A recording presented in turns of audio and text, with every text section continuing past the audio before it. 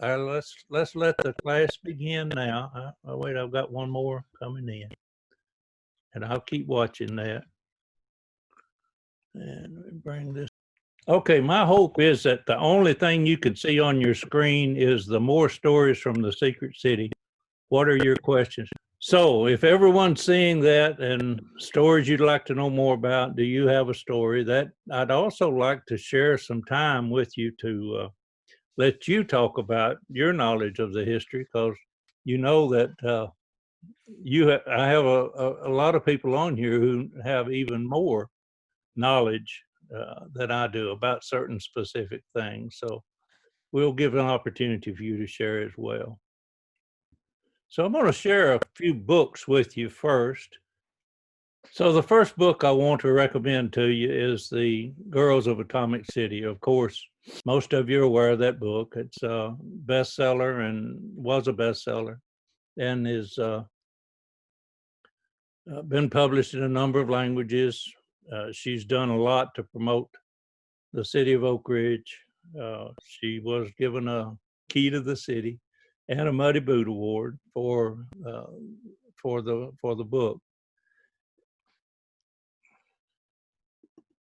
Here are some others that you may not be as familiar with that I'd recommend. You are familiar, of course, with the Ed Westcott book, but then there's some others there that you may not be as familiar with that if you've got the ability to capture a screen, you might want to capture that just to get the titles of these books, or take a picture of it if you've got an iPhone. And of course, you're familiar with City Behind the Fence, but things like Critical Mass, that's the one that talks about the possibility of the German uranium getting into Little Boy because of a submarine that was captured at the end of the war with Germany.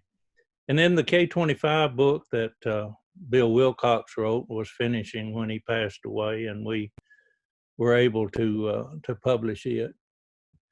You might enjoy that one as well.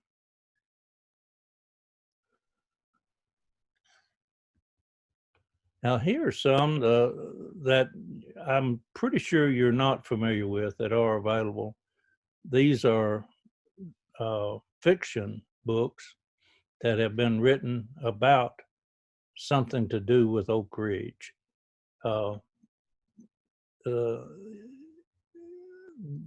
They're not as valuable as the nonfiction books, of course, but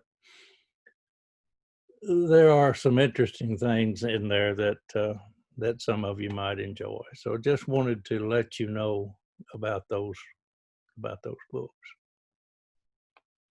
Now I'm going to ask a question here, and then I'm going to just let you tell me. I have a copy of the beginning or the end, and I could show that. We could actually do it in a Zoom meeting.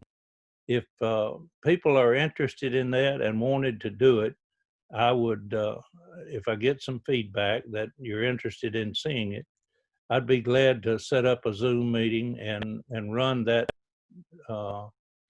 that documentary film for folks to see. Well, it's not a documentary. It was a film that was made back in 1946, I believe. So you can, if you're interested, put something in the chat or give me some feedback on email or something. And if I get people who are interested in it, I'll set a meeting up, and we'll determine a time when it's convenient, and we'll watch that movie. So let me go into just a little bit of the standard stories from the Secret City presentation that that a few of you may have seen. If you weren't able to get into the earlier session this year, then this is part of the material that was covered there. And I'm going to go through it kind of quickly, but I do want to get it included. So we can begin by talking about this area before Oak Ridge and not spend a lot of time on it other than to say that by 1942, there were some 3,000 people living in this area that were displaced by the Manhattan Project. And the communities that were here before the Manhattan Project, Robertsville, Scarborough, New Bethel, Wheat, New Hope, those communities are the ones that were here prior to the Manhattan Project. Okay, I've got my chat back up now. This is a little crazy.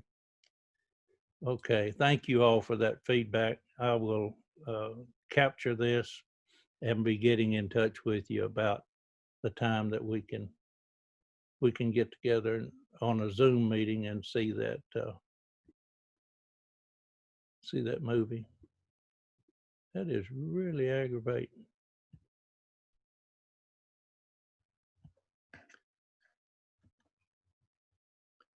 So hold on with me just a second. I need to get my participants. I think we've got everybody in now. Got 28 people. No one else is joining right this minute. Okay, we'll move back. Share the screen.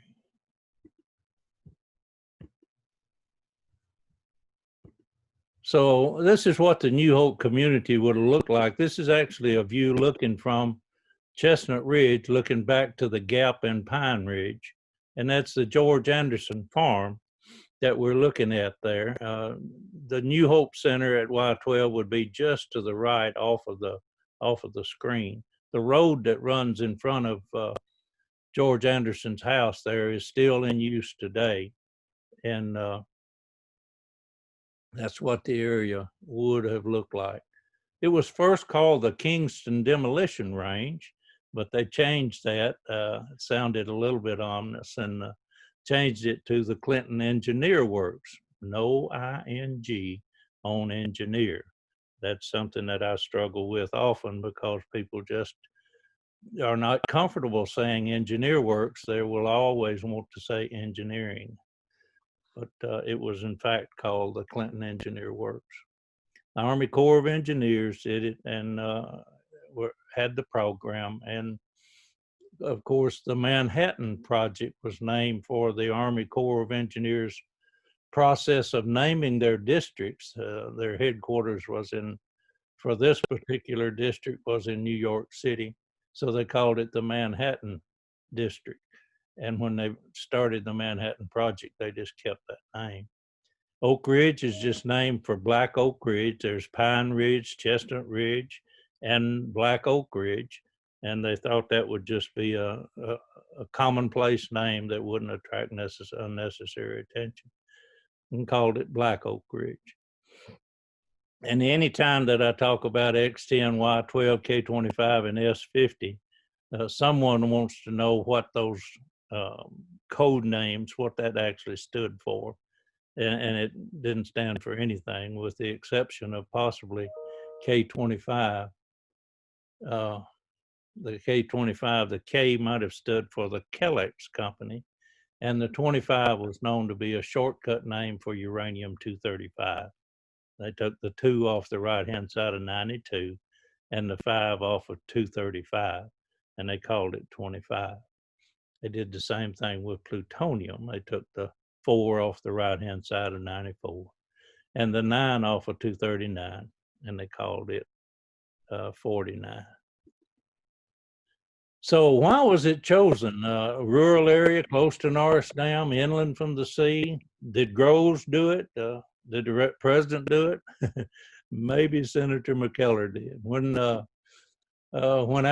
Albert Einstein signed this letter, written primarily by Leo Szilard, President Roosevelt knew it would be an expensive undertaking, so he put General Groves in charge of the Manhattan Project. Groves had just finished building the Pentagon, so he knew how to put a large construction project together.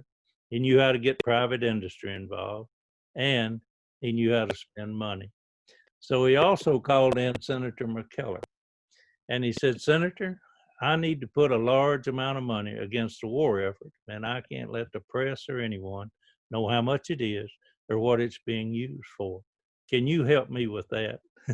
Senator McKellar said, yes, Mr. President, I can do that for you. Just where in Tennessee are you going to put that thing? Now, that likely had more to do with us getting selected here in East Tennessee than any ridges and valleys, lay of the land, or proximity to a dam. Now, another Senator McKellar story that I like to tell is, and I know this one's true because the man that it happened to is still alive today.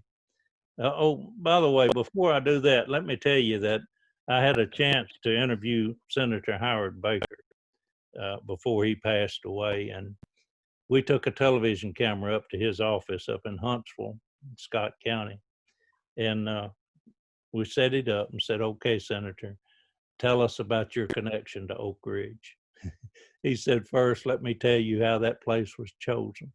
And he went into the Senator McKellar story in the most flamboyant way you've ever seen. When he got through, we said to him, thank you, Senator, for telling us a story that on video that we tell everyone who comes to Oak Ridge. He said, where'd you get that story? I said, I got it from Dick Smizer, a longtime editor of the Oak Ridge, or the local newspaper there. He said, that's where I got it too. So Senator Baker thought a lot of the Senator McKellar story. But anyway, Lester Fox tells this story about when he was a sophomore in high school. He's the, as you know, patriarch of the Fox automobile dealerships in this area today. But in 1942, he was a sophomore in high school. And he was skipping school. Him and his buddy were playing the pinball machine. And when they got through, they were walking down the main street of the little town. They walked by the telephone office. Telephone operator leaned her head out and said, Lester, go get the principal. He's got an important phone call. Lester's skipping school, but he does. He goes and gets the principal. Principal comes over and takes that phone call, comes back to the school, calls all the students together in an assembly, says, I've just gotten a phone call from Senator McKellar. He wants me to tell you to go home and tell your parents you're going to have to find another place to live. The government's going to take your property for the war effort. And Lester swears that's the way these 3,000 people that I told you were living in this area at that time, that's the way they first learned that they were going to have to move off of their property to make room for the Manhattan Project. Many of them didn't have automobiles. They didn't have trucks to move their belongings. If they had a car, they might not be able to buy gas for it or tires. Those things were rationed. But what they did have is young men in the military getting killed. So they wanted to do anything they could to stop that killing and end the war. So they got off of their property, many of them in a matter of days, in order to make room for the Manhattan Project. Now, one of those families that had to leave was descended from a man named John Hendricks. John was born in 1865, Civil War time, in Bear Creek Valley. In 1900, his youngest daughter died. His wife accused him of being the reason because he'd corrected the child the day before. So she got mad and left him, took the rest of the children, went to Arkansas, and never came back. This really upset John, so he prayed to God, wanting to know why this is happening to him. Heard a loud voice during one of those prayers that says, if you'll go sleep on the ground for 40 nights, you'll learn the future of this place.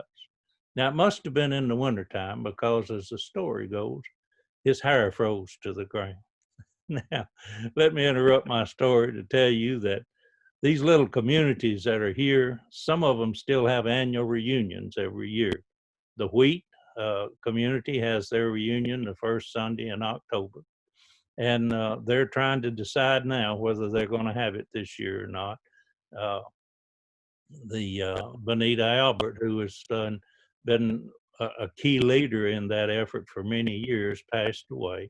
And Steve Goodpasture is working to see if in fact they're going to continue that tradition and what to do about it with this COVID situation this year. And of course, the New Bethel Church, they have their reunion each year on Memorial Day. And they didn't have it this year because of the COVID situation. But a couple of years ago, I was speaking to one of the reunions, the Robertsville reunion. They don't have that one anymore. But I was speaking to it, and I was telling this story about John Hendricks. I got to the part about his hair freezing to the ground, and this little lady out in the audience held up her hand. I said, "Yes, ma'am." She said, "My mother put a quilt on John Hendricks when he was sleeping on the ground, and fed him chicken soup because he was about to freeze to death." So you keep that in mind while I finish. From modest and humble beginnings to secret missions to being one of America's best resources for new technology, these valleys in East Tennessee have a rich and diverse history. We want to honor those who came before us. We want to keep our place in history alive by revealing the secrets of our hidden past.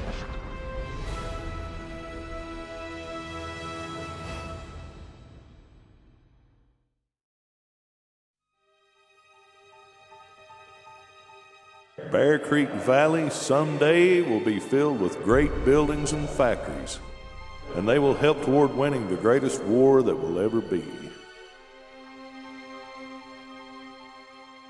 These words were spoken nearly 40 years before World War II would reach into this peaceful valley, and they were spoken by a man who was considered insane by some, a prophet by others. His name was John Hendricks. At the end of the 1800s, John Hendricks lived with his wife Julia and 4 children near where Bull Run steam plant sits today.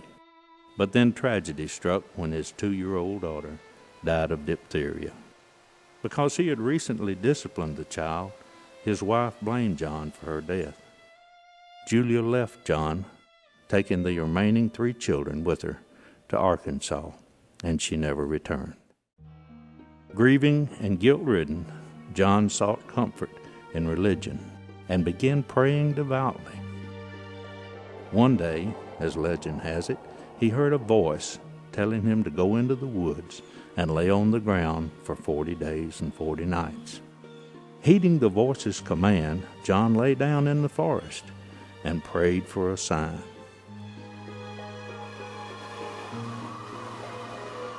As temperatures fell, a kind neighbor brought a blanket to warm John's tortured soul and fed him some chicken soup. She had found him barely alive, with his hair frozen to the ground. When John Hendricks finished sleeping on the ground for 40 nights, he had tremendous stories to tell, and he'd tell anyone that would listen. Of course, they thought he was crazy when he was telling these stories, so they put him in a hospital for the insane. He didn't stay long, however, till he escaped, and he told the authorities God's going to destroy that place. Sure enough, his prediction came true in a few weeks when lightning struck the hospital and it burned to the ground. Eventually, John Hendricks overcame his grief and married Martha Jane Gregory, who had 7 children from a previous marriage. John amazed his stepchildren with stories of his visions. He told them that one day cargo would be shipped through the air. Martha rebuked him, saying, "John, you shouldn't have such fool talk." Mama told me a lot about him. She thought a lot of him as a stepfather. He would have to go off in the woods and get visions, he thought, and come back and tell what he dreamed. Anyway, a vision he'd see. It was going to be a big place there one day.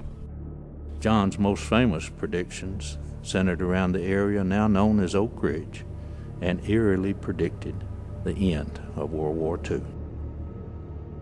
There will be a city on Black Oak Ridge. Big engines will dig big ditches, and thousands of people will be running to and fro. They will be building things, and there will be a great noise and confusion, and the earth will shake. I've seen it. It is coming. John Hendricks died in 1915, so he didn't live long enough to see his predictions come true. He's buried here in Hendricks Creek subdivision in the middle of the city of Oak Ridge. His predictions lived on, however, and serve as a testament to the man who had become known as the prophet of Oak Ridge.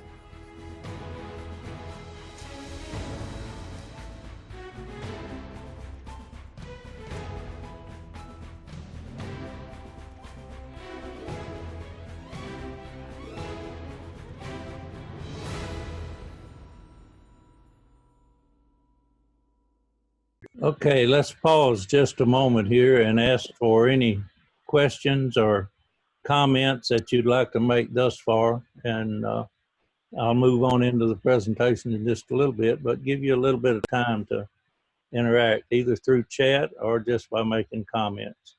And I do appreciate those of you who said you'd like to see the movie. We'll send out a notice and set up a time for anyone who wants to. I'll probably just ask the ORICL folks if they'll send a list, send it out, and let anyone who wants to join. Would that be an effective way as any to get to it? Probably. So that's what we'll do. Any comments from anyone or questions? Just unmute your mic and speak up.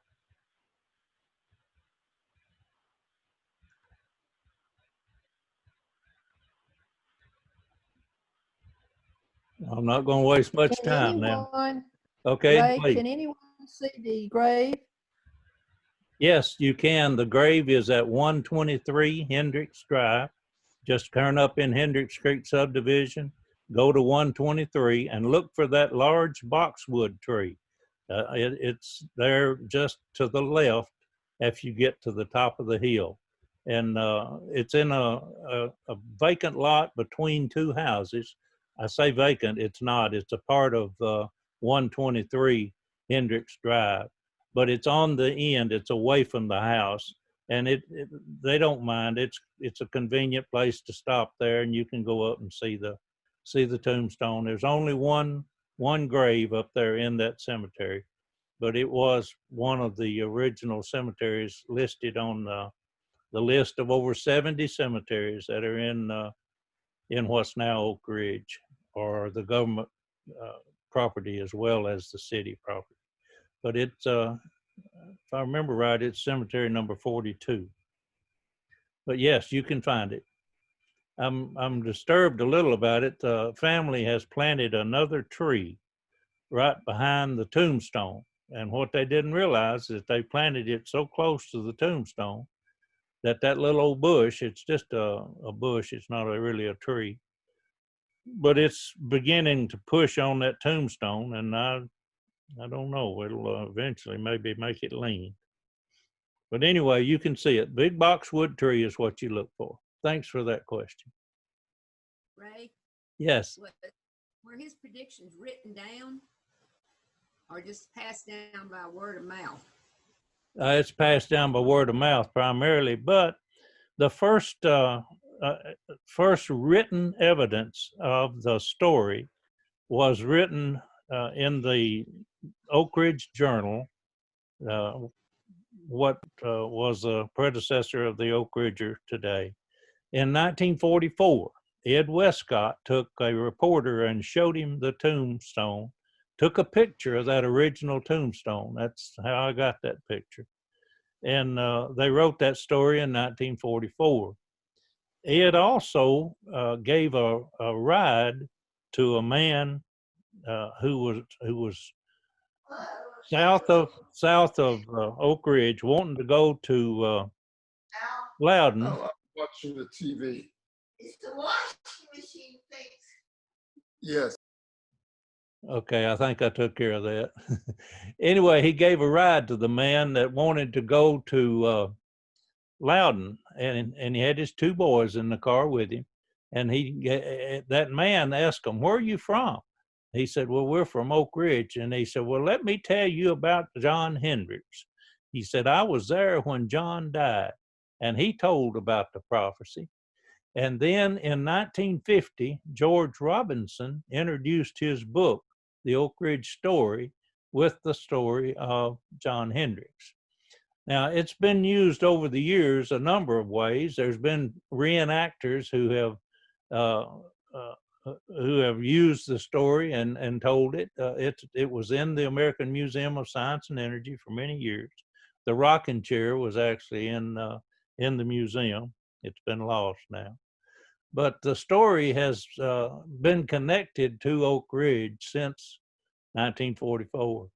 And it's a good way to get people interested, to get people asking questions, and to connect a memory that'll help them to remember Oak Ridge. So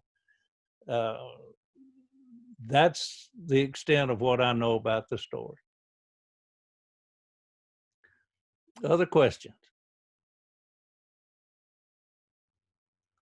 All right, let's move on to some additional information about the history of Oak Ridge. And then if I have the time set up right, we'll get to, at the end, I want to show a video of Leanne Russell. If I don't get to it today, we'll do it next week for sure. Yeah, next week for sure.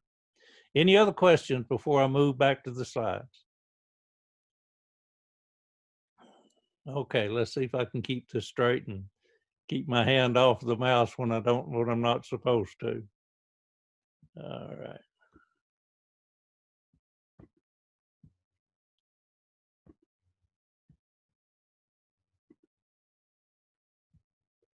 I lost my, I'm going. All right, I got them up now.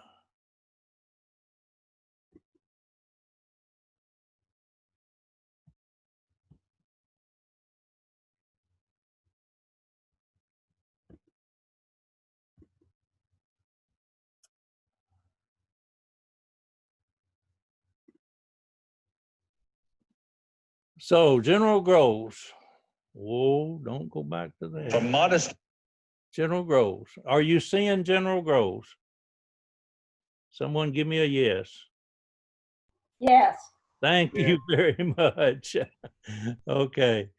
All right. Yeah. Okay. So I think he was one of the most important elements of the Manhattan Project. And by the way, we were planning to have Stan Norris, Robert S. Norris, who wrote the book Racing for the Bomb, and he was going to be here for the Secret City Festival this year. Of course, we're not having the festival this year, and so he was not able to come. Well, I'm sorry, I got to.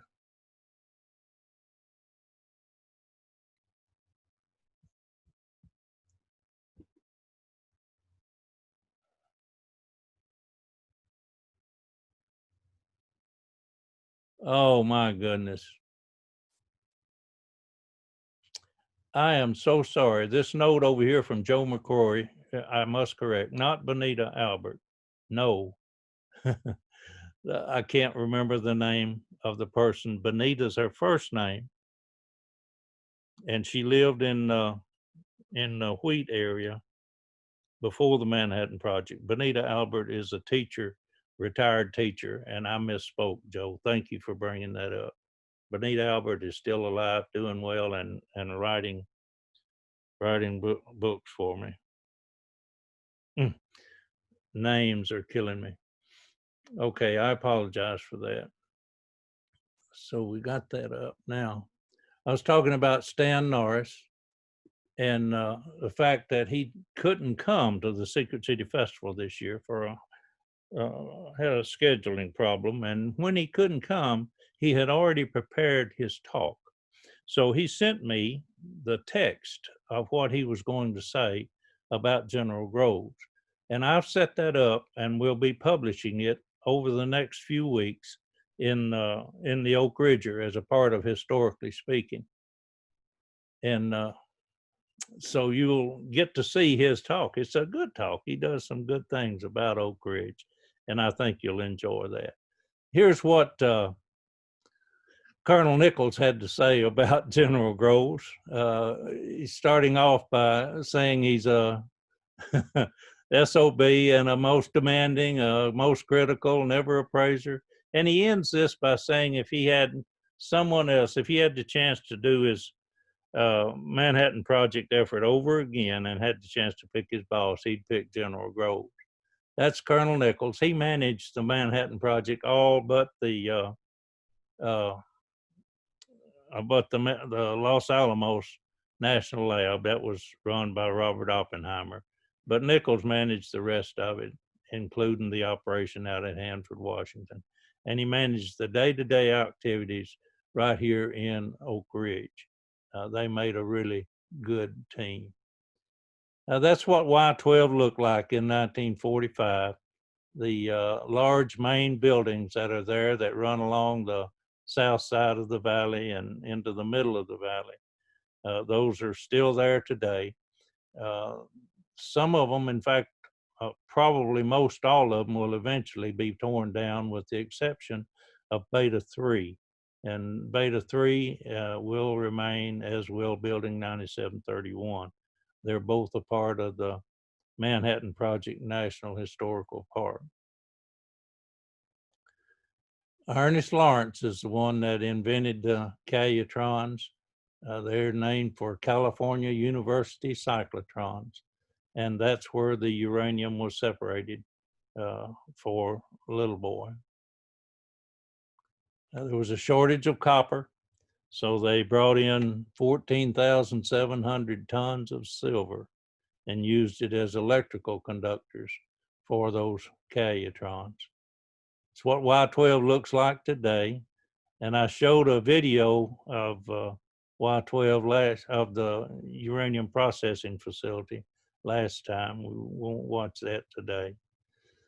And of course, this is the Calutron Girls, that young girls right out of high school that operated those Calutrons.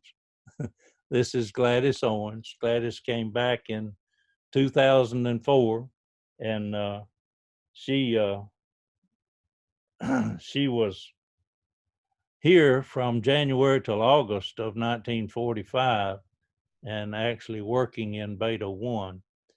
And when she came back, she saw that picture and said, you know, that's me there in the front corner. And Steve Stowe, who was the director of the museum at the time, called me and said, Ray, I found you a Calutron girl. Well, that was introduction of that term, Calutron girl.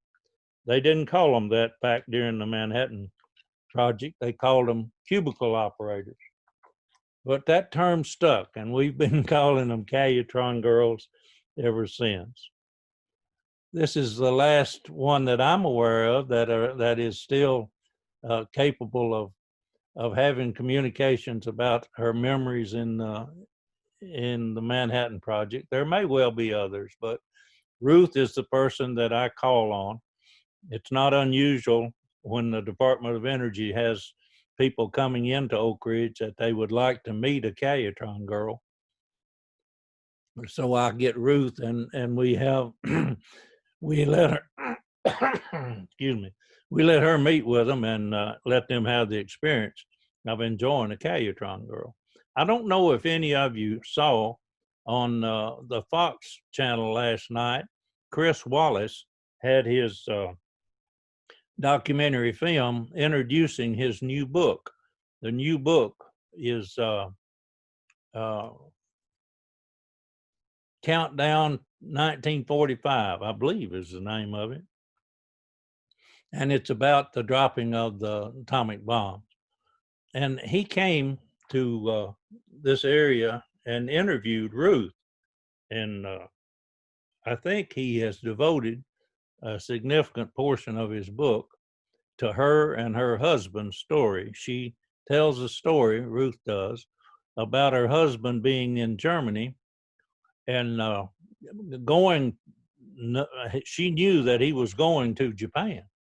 Now she's working as a Calutron girl, and when we have conversations with these people from DOE, or when we did a presentation like we did over at the University of Tennessee for 400 people at a conference over there, I always interview her and we talk about what did she know about what she was doing, and she'll say that she didn't know anything. And then we get to a point in the conversation where I always ask her what was the impact of learning what she was doing on this working on these Calutrons. And she'll always say that she was proud when she learned that we had dropped a bomb, because that meant her husband, or her boyfriend, who later became her husband, wouldn't have to be a part of the invasion of Japan. And then she'll go on to say that night after, she learned that while she was at work, and then that night after she got home, she saw on the newspapers and heard on the radio about how many people they had killed with that bomb at Hiroshima. And she said it really upset her. She became depressed. She couldn't sleep for a week, thinking about that she'd been a part of all that killing. And then she goes on to say that, you know, it bothered her there. And then and she says she didn't think about it much, but she went on and married her husband. And then she went for years and never talked about any of her involvement in Oak Ridge until her granddaughter had a project for the school that she needed, and she was writing about Oak Ridge. So Ruth said, well, I could tell you about Oak Ridge. I used to work there. And that was the start of her family learning about what she did and of her contact with me. And now she's the one that I use most prominently to let people experience the interactions with the Calutron Girls. And you can find her oral history at the Cora site, COROH, just Google that. And you can, I got it. The name of the lady that died is Bonita Irwin. Bonita Irwin. I'm so sorry. My mind's just not what it used to be, is it? But she was the one that was in Wheat and had responsibility for the Wheat reunion. Her last name was Irwin. So that's Ruth's story. And this is what General Groves had to say about these Tennessee girls. Said, above all, I knew their labor supply in Tennessee was of very high order, standpoint of willingness to work, and we had to use many female operators. Tennessee girls would be much more easily trained, would do better work than those in other sections of the country. Principal reason was that the women here were not sophisticated. They hadn't been reared to believe they knew it all. We couldn't say that today, but we can quote General Groves. This is the famous picture that's a 20 by 50 foot mural out at Y12 in the cafeteria. When we were dedicating that building, cutting the ribbons for that building in 2007, July of 2007, I put this picture in the newspaper and asked for anyone who was still alive to contact us, and we'd invite them to lunch. And 5 of the ladies contacted me. The one over on the left that you see that has the coat draped over her arm, carrying something in her left hand, she was Miss Atomic Bomb in 1945. And she was really proud of that when we brought her back and had her picture made. We had her picture made with Ed Westcott. And then when we were completing the documentary filmed about Y12, the nuclear family is what it's called, we needed something to end that series with, so we remade this picture. Now notice, standing right back behind the line of women, there's a man in a tie over on the right side. He's just standing there. Ed's in a pickup truck saying, walk toward me, folks. And he's making their picture. And that man is just standing there like a stump, not moving. So when we remade the picture, we had him walk away from the highly enriched uranium materials facility. And we put Ed in the picture, had him standing back there with the tie on, told him not to move. This is what little boy looked like. This is the graphite reactor over at X10, what's now the Oak Ridge National Laboratory, in 1945. That's Fat Man. It was the plutonium bomb. And X10 proved that you could produce plutonium in a uranium reactor. And then they went out to Hanford, Washington, and built 3 large reactors on the Columbia River and produced the plutonium for the gadget exploded July the 16th, 1945. And Fat Man that was used on, dropped on Nagasaki was a plutonium bomb. Now, notice the date here, July the 17th to August. And notice you got Churchill, Truman, and Stalin. And here's where Truman told Stalin that we had a bomb that was going to end the war, because he had just learned about the success of Trinity the day before. And Stalin told him, I know, and he knew because of this man, Klaus Fuchs, who was a spy in Los Alamos and gave the plans to Fat Man to Russia before we ever used it. He spent 9 years of a 14-year prison sentence after the war because they caught him. He was a British citizen. And when he got out of prison, he gave the plans of Fat Man to China. So he probably done more to spread nuclear weapons around the world than anybody other than maybe Professor Khan in Pakistan, who sold the centrifuges to North Korea and Iran. So that's what K-25 looked like in 1945. Of course, that building's no longer there now. It's been taken down. That's what S-50 looked like, the thermal diffusion plant, the one that most people are not as aware of as they are the others.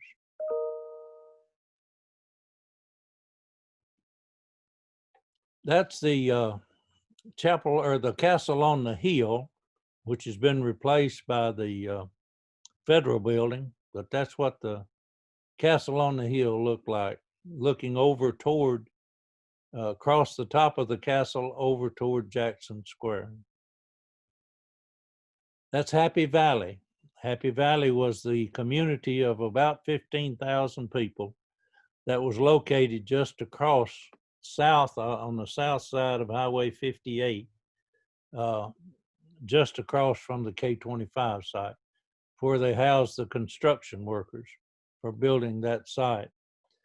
Now that was demolished soon after they finished the construction. And if you go down in those woods today, you can still find evidence of that community that was there. Primarily, you can find fire hydrants.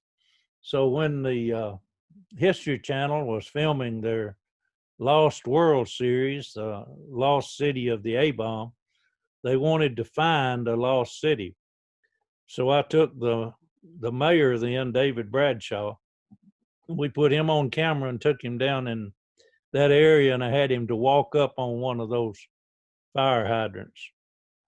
And that was our lost city for that film for the History Channel. That area has been purchased now by a private individual. He's done a really good job of recreating the K-25 overlook. He's refurbished it, enlarged it, has good displays in there, and encourage people who are visiting Oak Ridge to stop there, as well as, of course, the K-25 History Center, which is over in the fire hall over on Enrichment Street. And by the way, that is not open right this minute, but I know that the people in the American Museum of Science and Energy who operate that museum as well, that History Center, I know that they went back into the museum this past week. So they've got the staff in there now, getting everything ready to reopen the museum and trying to decide how to do it and whether or not they can have the tours, the bus tours. But when they open the regular American Museum of Science and Energy, I believe in a week or two, they'll also open the K-25 History Center at the same time. So it will be open before too long. Now here's a question for you. That's one of the muddy streets in Oak Ridge, and that picture is in 1940, in the 40s anyway, 43 probably. Do you know the name of the street? If you do, put it in the chat or just speak up if you know what the street is. I'll give you just a second. Does anybody know what the street is? I take it you don't, or you would have told me by now. It's West Fonts Road. And I should have put the picture in here. I have a picture of that street, that exact same view, and I'll put it in for the next time. But you can still see those exact same houses located at the same place, West Fonts Road. And so this is the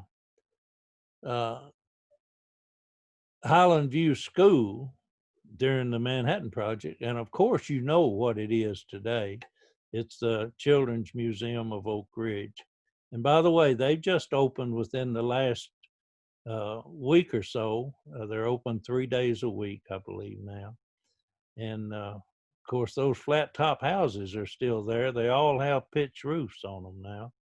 So and they have lots of trees that have grown up around them. But that area is also the same layout that it was during the Manhattan Project, as is the case with much of the housing on the east end of Oak Ridge. Again, they brought in trailers. They did everything they could think of to make accommodations for 75,000 people by the end of August of 1945. It was the 5th largest city in the state and wasn't on any map. Now, they had 850 buses, the 9th largest bus system in the nation. And Lester Fox and his brother saw an opportunity, so they brought 100 buses and created them a bus system. Lester said those buses broke down every day. And one day he had a wrecker. He was pulling one of the buses on the back of his wrecker, and he saw another one of the buses broke down. He was over near Clinton. So he pulled off and took a log chain and tied the second bus onto the first one, put a driver in it, and pulled out on the road, pulling 2 buses. A policeman stopped him and said, "Lester, you can't do that. Leave one of those buses and come back and get it." But Lester, and he said, "Also, Lester, I want you to meet me in the courthouse Monday morning, 8:30. Lester worried all weekend about what was going to happen to him when he went to the courthouse, but he went. He walked in, the policeman was already there, said, "Follow me, Lester." He took him down the hallway to the clerk's office. Said, "Give this boy a driver's license." He was 14 years old when he got his driver's license. He also said those buses had to have parts, so he would go over to Knoxville to get the parts. And one day he drove over there and he got to the parts house. He couldn't find a parking place. Drove all the way around the block and everything was full. So he just pulled up on the sidewalk right in the front door of the store, went in and got his parts. And when he came out, the policeman was writing him a ticket. He said, No, you can't write me a ticket. I'm from Oak Ridge. We're trying to win the war over there. So the policeman tore up the ticket. Well, Lester come back the next day and there wasn't any parking place. He went right up on the sidewalk and saw the policeman, same one, giving tickets. He waved at him. The policeman waved back. Lester never parked anywhere except right in the front door of the store from then on. So this is looking at Jackson Square. And again, the square itself, those buildings are still in that shape today. But the rest of them, those dormitories that you see back there, they're all gone. They've been taken down. When Bill Wilcox came to Oak Ridge, he and a buddy were walking around that area and they saw that some of the dormitories had M's beside the door and others had W's. So they, being pretty smart young men, figured out that was for men's and women. So they counted them. There were 15 dormitories there. There were 10 of them that had W's on them and 5 that had M's. So they thought that was pretty good odds. Twice as many women as for men. That's what Jackson Square looks like today. That's the guest house as it looked in 1945. And that's pretty much how it looks today. It's been refurbished and it's now the Alexander guest House. The Manhattan Project National Historical Park is located in the Children's Museum, right in the main lobby as you come in. And I'll have a significant amount of the presentation next week where we'll talk about the Manhattan Project National Historical Park.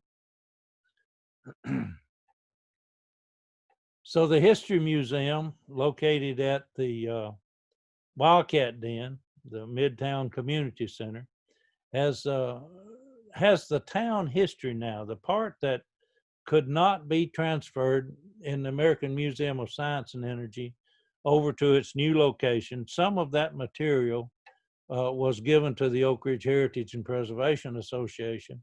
They already had a good bit of artifacts, and they used those artifacts to create the History Museum. Now, during the pandemic, they've been closed, and what they've been doing during the time that they've actually had the museum closed is they've been installing some cabinets and display cabinets with lighting. They've added some additional lighting. They got an 80-something thousand dollar grant from the state. Representative John Reagan and Randy McNally helped them to get that. And they're using those funds, some of them, to, they put in a security system, and they're actually putting in a new lighting system for the displays throughout the museum. And we had a note just a few days ago. They're beginning to pull a committee together to determine the things that they'll have to do to reopen that museum as well. So it should be open in the not too distant future again.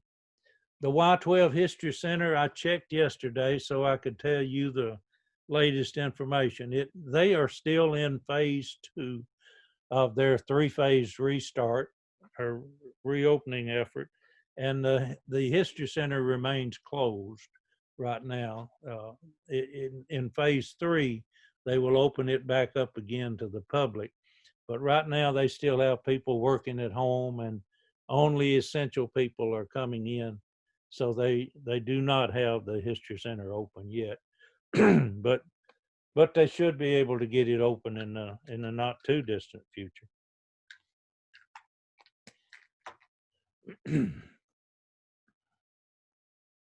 Now, the K-25 History Center did open in February of 2020, but again, it's closed at the moment.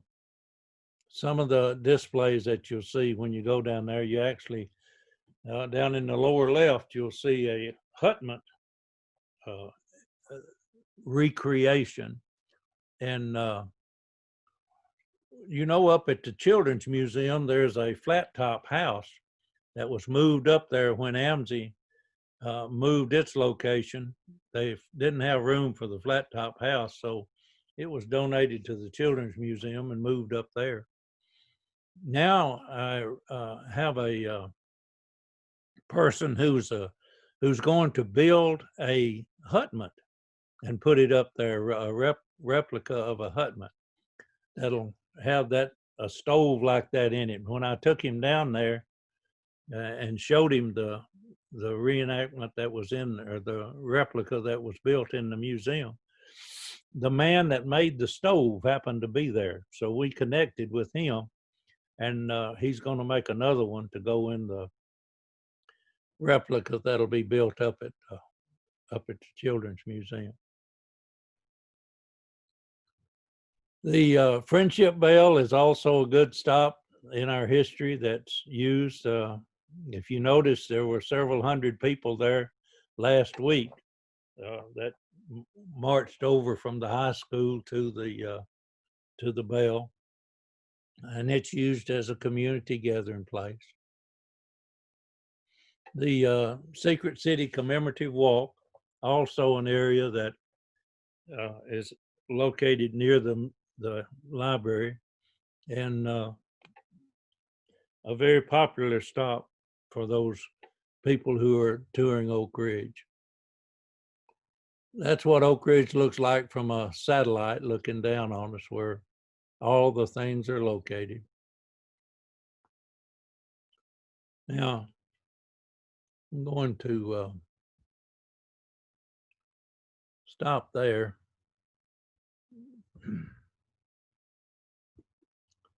And on the last few minutes that we have, we've got 7 minutes. I'm going to spend that time in conversation with you and answering any questions that you have. And we're going to save that Leanne Russell video for next time, if that's all right. I've got 2 of them that I'd like you to see, and it'll take longer than we have to finish them. So let me spend some time just in question and answer with you, and we'll wrap up the program today answering your questions. So what would you like to know about Oak Ridge that you never had a chance to ask Ray Smith?